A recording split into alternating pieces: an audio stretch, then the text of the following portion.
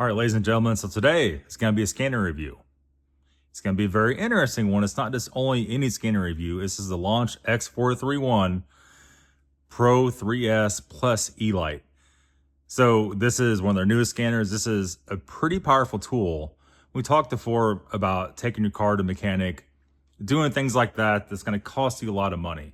This tool will allow you to get around nearly all that mess and not have to spend money with anybody else.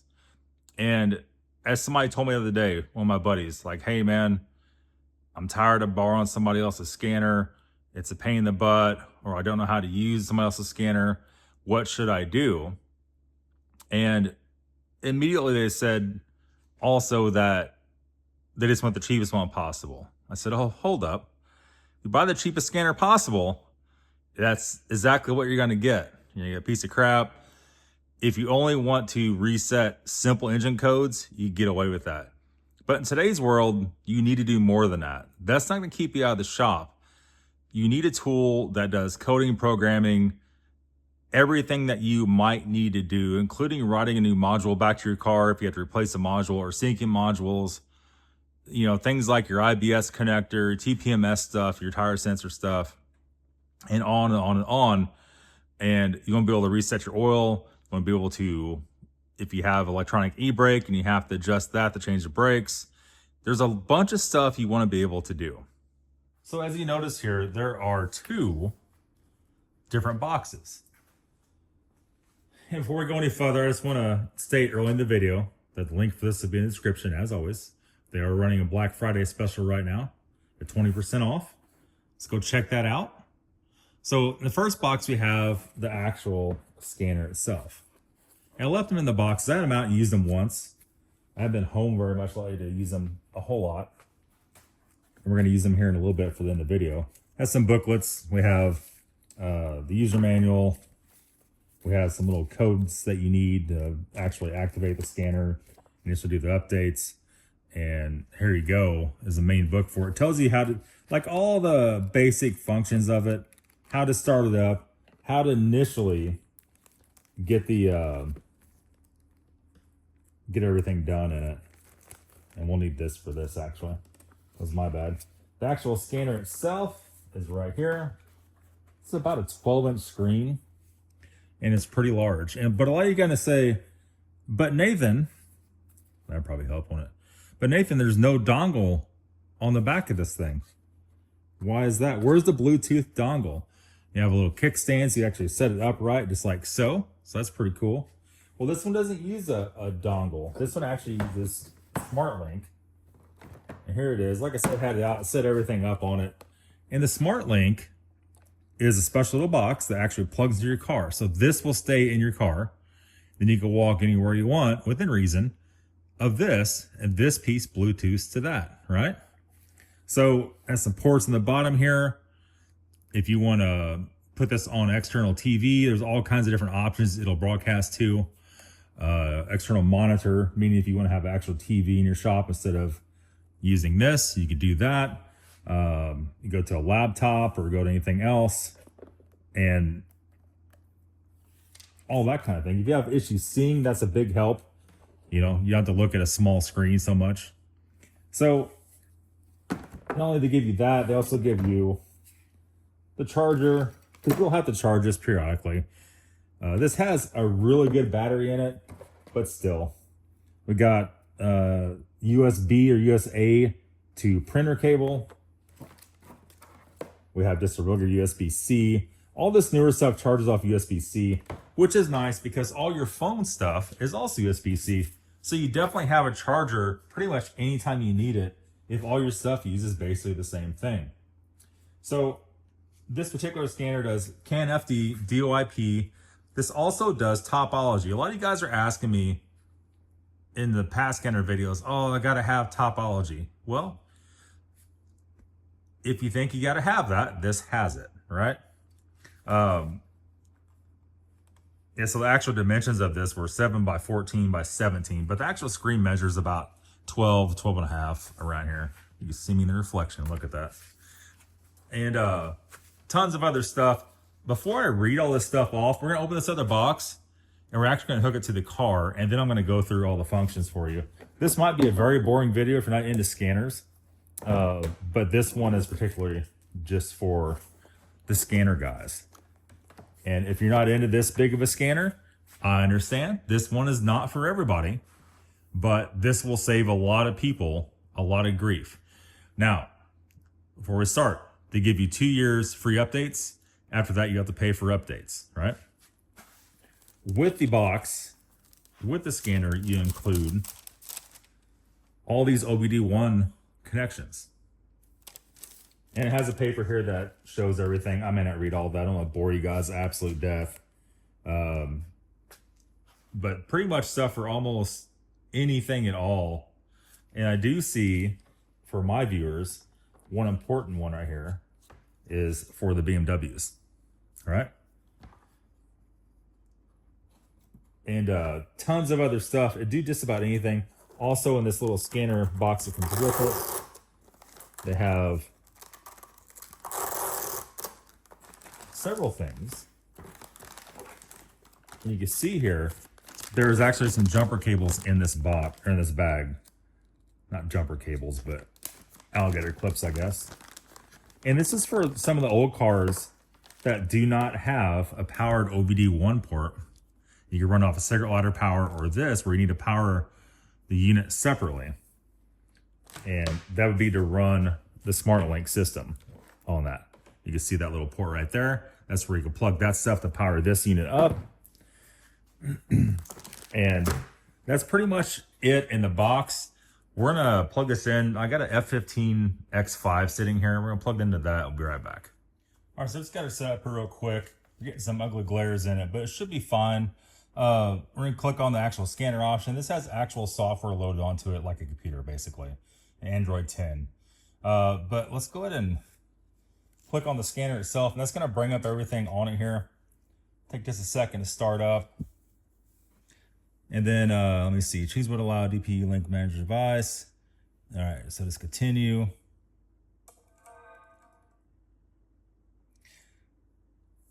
So you can see on the main screen here, immediately we have the very first thing is intelligent diagnose, local diagnose, remote diagnose. So you can actually have remote in, actually has like a TeamViewer app already installed in this.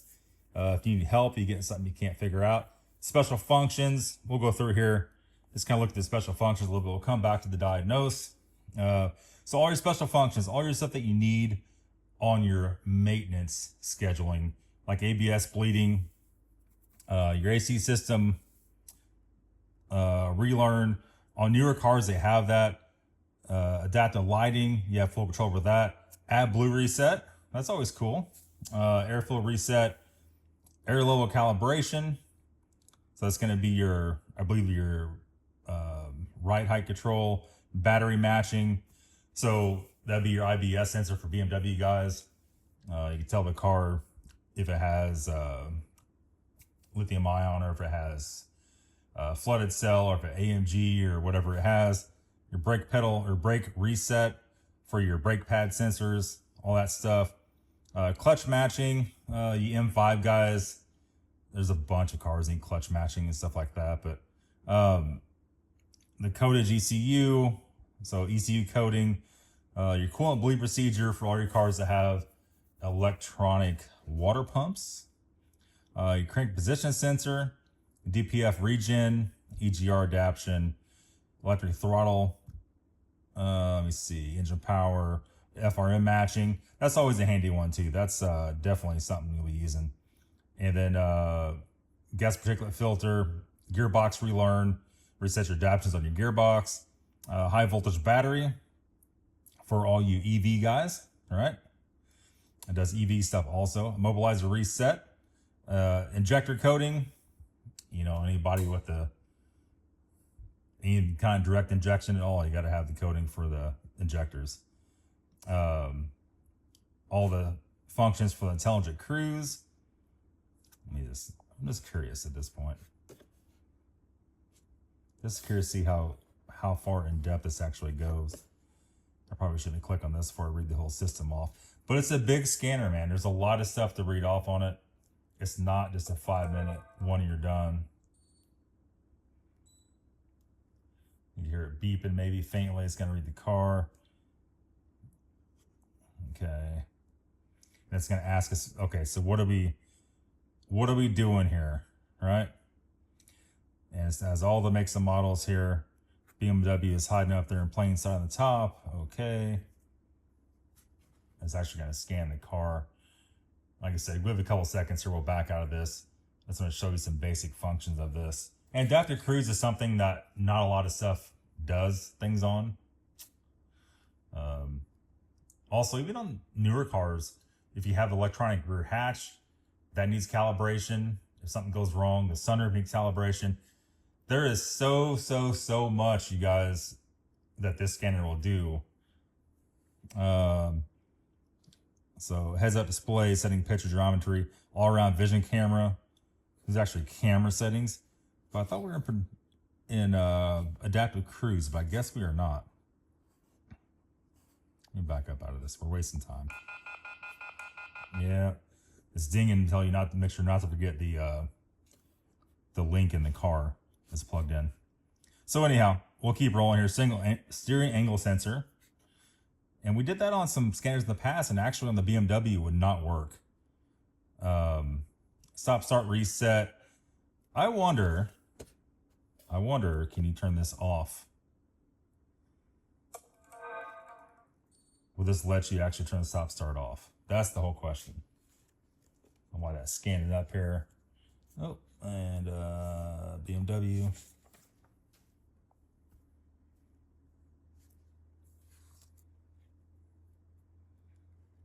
We're gonna get around the topology here in a few minutes, guys. So it's already scanned the whole car out, tells you what's going on, and then it shows the vehicle order.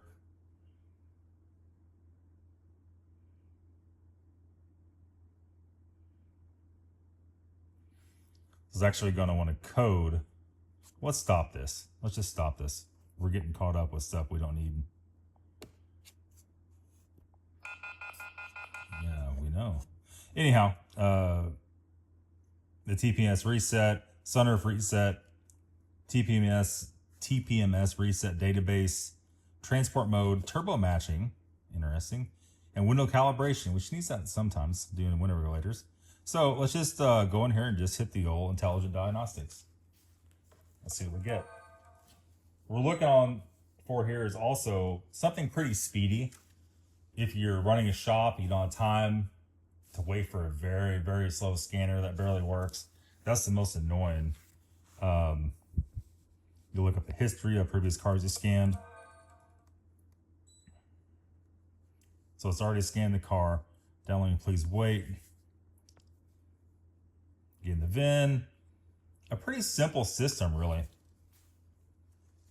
So this also supports the J2534 pass-through device. The J2534 protocol. All right, let me see here. It shows all the vehicle information.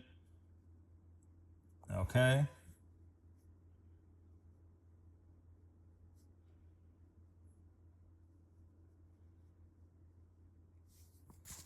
All right. All these newer scanners, for some reason, it always wants to turn the ignition off and back on. I'm not sure what that's all about, but it seems like they all do it. So this runs Android 10, a 4-core CPU processor at 2 gigahertz.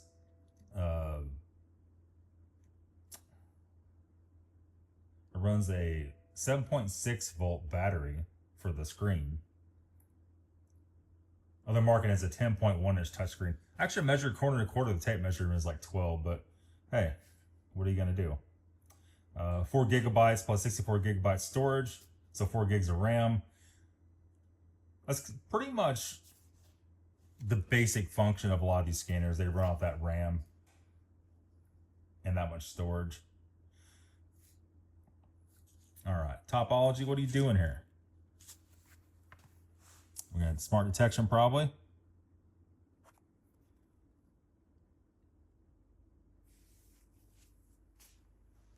I never actually scanned this car, so this should be interesting. I see some stuff coming up red. Let's see if it stays red. Ooh.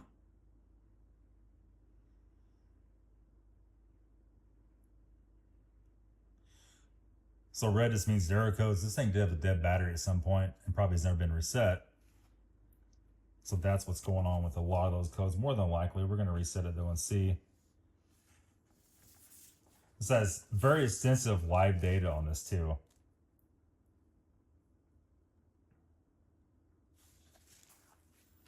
All right, so we have a lot of error codes. Everything red is error code. So before we clear everything, let's go back and see. Let me see here. It actually has immobilizer special functions you go into right over here, right in the topology, which is very interesting. And then let me see. Diagnostic plan, it brings up everything that is or was wrong. Crash safety module under voltage. I don't know if this car's have been wrecked or not. I have no idea. Servotronic unit controller valve fault.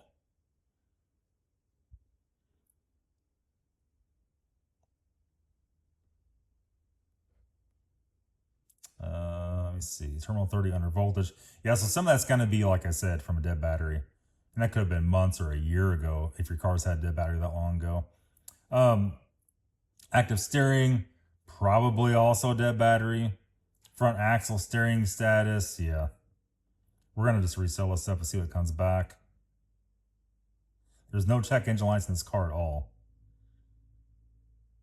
We're rolling that through all the computers in the whole car.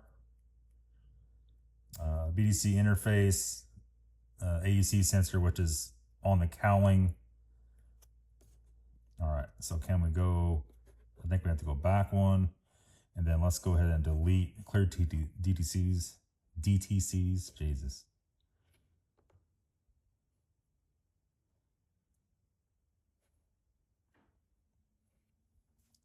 Clear her out, rescan and see what she does. And see how much that is just dead battery stuff. But overall, topology mapping, as you can see there, it's kind of like BMW ISTA, how it breaks down what computers are hooked to what. I mean, I guess in extreme cases that could help you. Is that an everyday function you must have? I don't know. You know, maybe you're working on cars you haven't worked on before and you didn't know nothing about it. That might be something that might interest you when trying to diagnose issues. Okay, yes. All right, she's rescanning. We're going to see what all comes back as green instead of red. This might have been the first time this thing's had the codes cleared in years. This thing has 209,000 miles on it. It's basically my shop for brakes, sunroof drain, and transmission filter change, which has never been done before at 209,000 miles as far as the owner knows. So that's always a scary situation. Okay, so 2 codes came back. And we got front passenger airbag, probably that damn restraint sensor in the seat. And let's see what the other one is. Transfer box, oil wear. Nobody's ever reset that. So then you go in here and you have 2 options. I've not messed with this yet. So let's just go to the X431 fix. Where does this bring us? What does this do?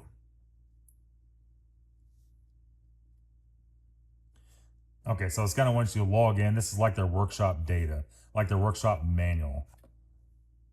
And then your code search should go to Google. Yep. I need to add my Chrome account to that. Automatically Google searches, and actually, just like you Google on your phone, but you don't have to go anywhere. You can sit in the car, sit at the workbench. Google, the workshop manual is great for some stuff, but everybody knows there is no substitute for Google on stuff. If any mechanic tells you that, they're just plainly lying to your face. If you go to the shop, they have no access to internet, and their boss does not let them use their phone for internet to fix stuff, go to a different shop. It's just that simple, ladies and gentlemen. Your workshop manuals are not going to tell you everything quick enough you need to know. They're not going to have the updates you need, the updated fixes for stuff. They're not going to give you links directly to parts. They're going to give you links to dealer parts, which is not always what you want. Depends on what you're doing. And it could give you links to outdated dealer parts also. So there is that.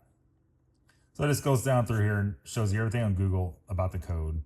I'm going to back out of this. And that's the only 2 codes that came back. That's actually pretty good. All the rest of the stuff, like I said, is more likely related to a low battery, which is BMW's Achilles heel when it comes to that. But there again, if you didn't have some kind of scanner, you wouldn't be able to reset those codes and have all these faults in it. Certain things on different German cars can disable themselves, different ECUs. But you go into just like the general DME, there's no codes found. Let me see here. No, I don't want in section. There we go. Shows you actually inside the computer. Let's just take a look and see. Have all the actuation tests, cooling, air routing, default memory, charging, injectors. And especially if you want to go to have all your module information, read data stream, it's just right there. This thing's not running, it's sitting here with the key off. So you could basically pick and choose which data streams you want to run. So let's just do this, and let's just see if it will. Probably won't do anything. What can we click that will actually run with the car running? Probably mass airflow will actually show that. It should be 0 or close to 0, and the value is 0. That's actually pretty impressive for this high mileage of a car for sure. Then you have a bunch of buttons at the bottom: text connection, record data. You can record your live data. You can print it out. You can save it for later, look at it later, and all that stuff. It's pretty cool, actually. And that's your topology, whole system here. Your coding program. Let's just look at the coding program real quick before I let you guys go. We're already at 15 minutes, probably 17, 18 minutes in the video. And all of our coding stuff is right here.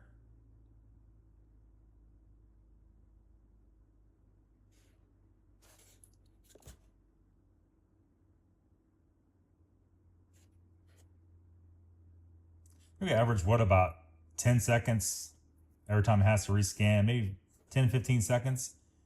Anything below 30 is really, really good. It shows the car's voltage up here in the corner. You can see that or not, 12.21 volts. Here's all your stuff to code. And it does everything. It's not just only injectors and TPMS stuff like some scanners are. This does everything. Like I said, guys and girls, I'll put a link in the description for this scanner. This is a, oh my goodness. This is a complete out-the-door scanner. You have full control over pretty much any car with this. There should be not much this thing will not do.